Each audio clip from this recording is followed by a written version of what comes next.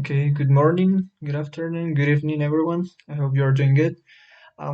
Today, we are going to be talking about some of the principles where English learning and teaching has been legislated in Colombia, and what are some of the up and downs in this process. So, well, it was also something that we were discussing a lot in class.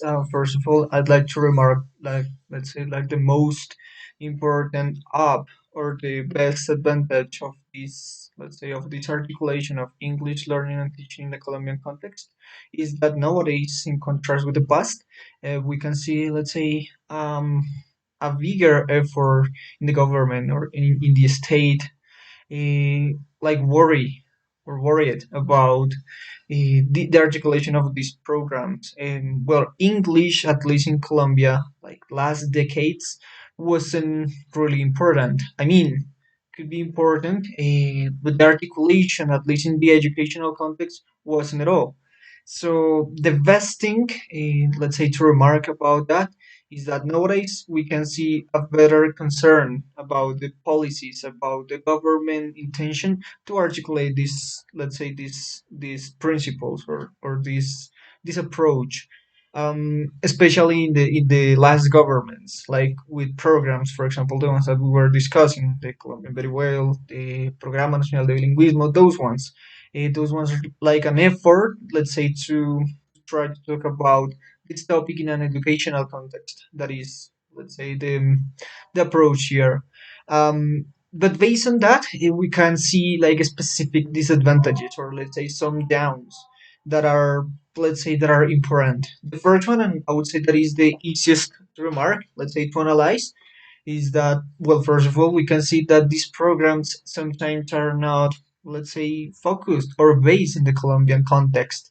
We can see different things. For example, the first one is that we are taking into account, let's say, for example, internet connection in, well, our country, at least in the countrysides, in the rural areas, is not really good in this part. We can see that, for example, the rural areas are not, let's say, completely covered by a good connection or a stable connection on internet. But not only talking about that, let's start talking about the principles that let's say that these programs promote.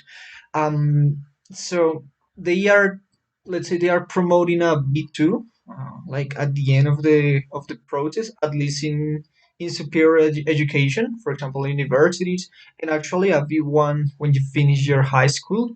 So again, maybe this is a good approach. This is a good, let's say, a point. This is a good objective, but I would say that it's unreal with the Colombian context because we can see, and actually, as I told you, in the past, in contrast with the past, we haven't, let's say, taken into account what are some of the, let's say, some of the biggest problems in the country. So we cannot expect to have a better quality in education in English just with a couple of a couple of programs. I would say that this is a little bit unreal. So, and again, doesn't matter if today we have a better concern about this topic.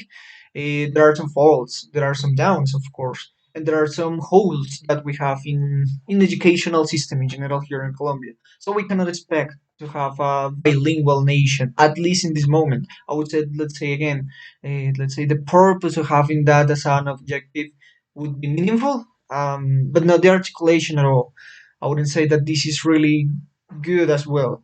Um, but something that also we can talk about as a down or as a disadvantage of these programs is how these programs has been financiated.